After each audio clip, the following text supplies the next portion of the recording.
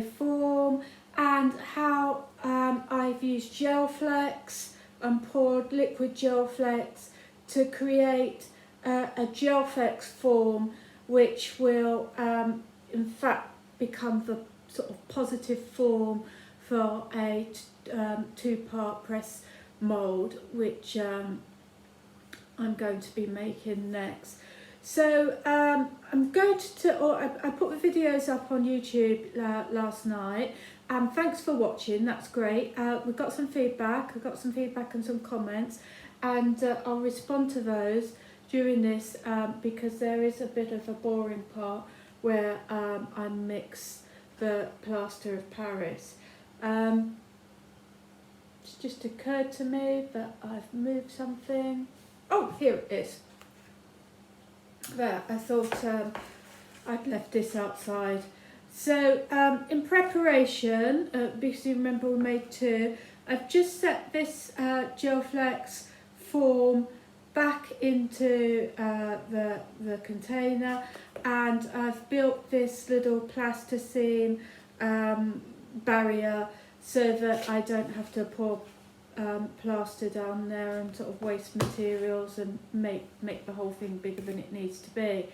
So I'm going to pour over this form, wait for it to set up, and then I'll show you what happens. Another form I'm going to create, make a plaster cast of, is this funnel form.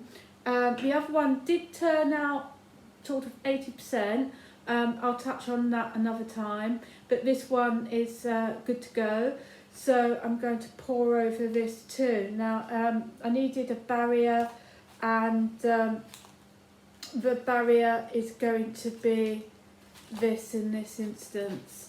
Okay, so it's not quite the right size, it needs to be wider. I actually made it for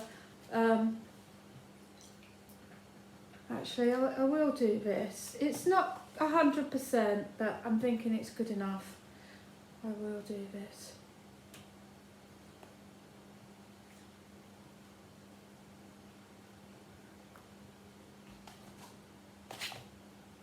So we've got the barrier, the wall, and I'm going to place the Gelflex form inside, and I will pour over that as well with plaster of Paris. So you can get the plaster of Paris on the internet quite easily if the specialist suppliers are not shipping out. I don't know what's going on at the moment, haven't checked into that. It is measured or weighed amounts, so you do need to check on manufacturers' instructions on that.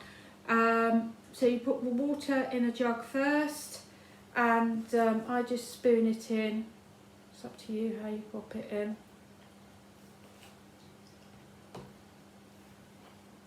I'm not a big fan of plaster of Paris or sort of dusty materials within the home environment. If the weather was a little bit warmer, I'd be doing this outside, out in the sort of yard, so to speak, or in the garage if it was suitable for filming. Plaster of Paris isn't hazardous in that it's not, a substance that we don't use at all in the home, but it is dust. It does get dusty, and so you need to be mindful of that. As you can see, I've got a wipeable surface here, and I am going to work as clean as I possibly can and clear up straight away afterwards, and it will probably take a couple of wipe downs. If you're doing this project at home or something similar, if you decide to try your hand at something similar, because the materials are readily available in hobby shops, and you're doing it with young people, I strongly urge you to do a little bit of research on what could go wrong, and to do it with appropriate supervision.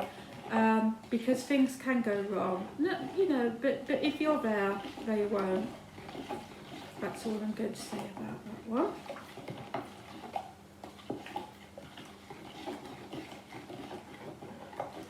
So traditionally, plaster of Paris is mixed by hand, and when it becomes warm, you know that it's nearly time for it to set up. Now this plaster of Paris, I've had it for nearly a year, so I don't know, the older it is, the longer it takes to set up, but quite soon I'll start using my fingers just to test the temperature. So yeah, getting back to that feedback. Thanks for the feedback, folks, yesterday. That was really nice. I put that video out there, and it does make you feel a bit vulnerable, but it's really nice to get that feedback. There was 2 points that I'll just sort of go over or chat about today. First one was, several people said, yeah, it looks interesting, but it also looks complicated. It is a little bit complicated, and the only reason I'm sort of doing this now is to create a document of the project. This part of the glass casting project you don't have to do. I'm doing it for you in advance. I'm acting as a technician. So and you know, I went to college to learn this stuff. Okay, I'm not a professional plaster caster, but I did spend a few years dabbling in the plaster casting workshops at Staffs Polytechnic. So it takes a little while to get your head around it, I think. Well, for me anyway. So yeah, it can be complicated, but what we're doing at the minute, and if you're sort of still a little bit like, well, I'll watch it, but I don't know what she's up to, is we're making a plaster mould so that we can make ceramic or clay sort of cookie trays or baking trays in which we can place glass in and put in the kiln. In an ideal world, I would have one created in advance to show you. That's what all the best teachers do. But then that would mean I'd have to do this process twice, and I'm not really interested in doing it twice at the moment. So it's going to be a surprise at the end, if all goes well. I'm not saying that I'll get it right. I've never done this before. Well, I've never done casting before, and I've never really made ceramic moulds before, which is what we're aiming to do. Not using the press mould technique. So anyway, that was that bit of feedback. Is it getting warmer? Yeah, not, you know, I think we've still got a few minutes. The other bit of feedback, well, there's two more pieces I need to talk about. First one was from Kim.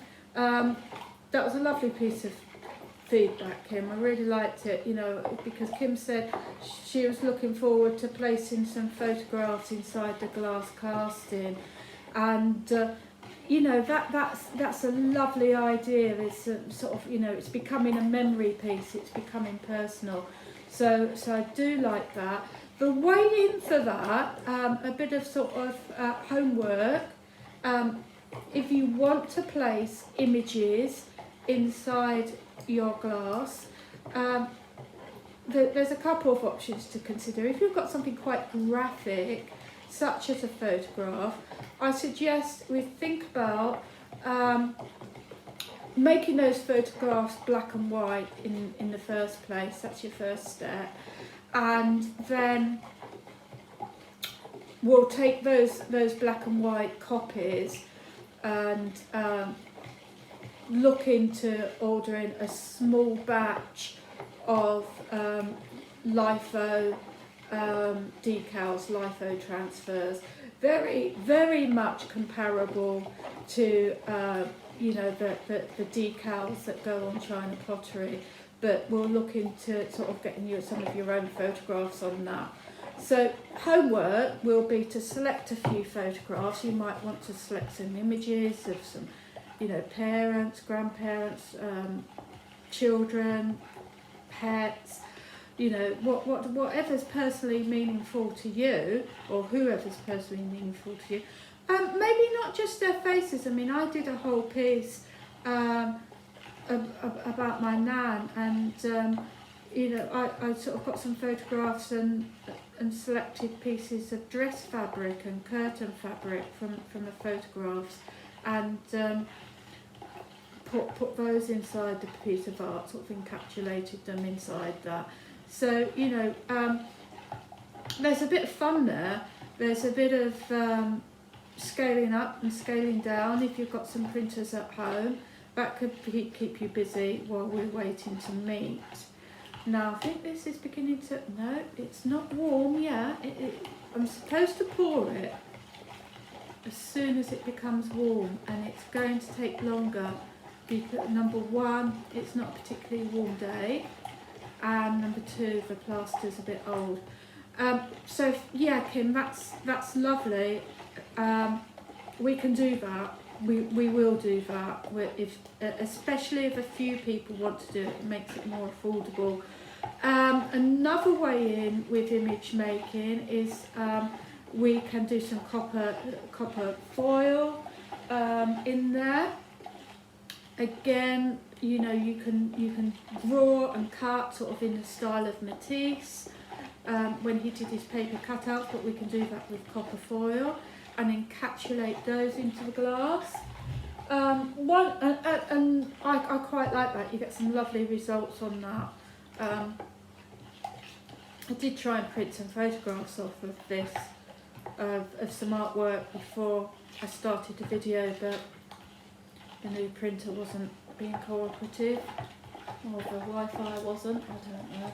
And then the other thing, this is catching up on, or going back to, you know, a piece that I did last March. I don't know if you can see that there's text on there. If I move it forward a bit more. And that's glass, and it's handwritten with enamel specially suited for glass. And then we can put those pieces, you can write and draw on pieces of glass with the enamels. We've got a few colours now: white, enamel black, gold, and we can do that as well. And I'm probably going to do something similar to that. Right, this is thickening. It might not be warm, so I'm going to give it one last really good whiz, and I'm going to pour. And you can see that it's just a little bit thicker than single cream. A good pouring consistency, doesn't tend to leak out. And then I'm just going to level that off. Right, and then I've got to be quick now. Probably haven't got enough plaster for this, but we'll see what happens. We'll probably have to do a second run. And you can see it's a little bit of a bodge job,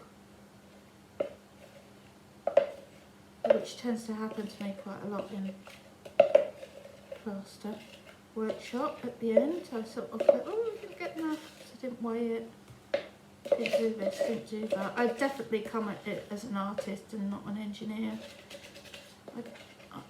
I did toy with the idea of doing industrial ceramics for a little while, but I just wasn't disciplined enough. Okay, I'm just a little bit short of material there. That's not a problem, she says. Honestly, I know it's not a problem because I've done it several times before. I just need to mix some more up, and I'm going to try and get as much of this plaster out of here as possible, because it's less I have to clean up and find where I'll put it. Okay, so that's it from me.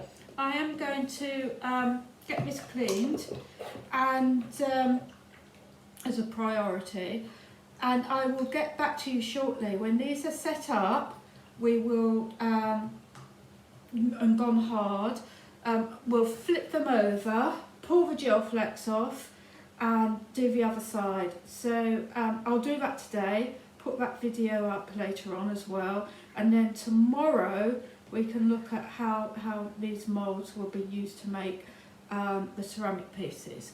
So yeah, definitely it from me now. I'll put it up, ask you questions, and I'll answer them in tomorrow's video. And that's it for now. Bye bye.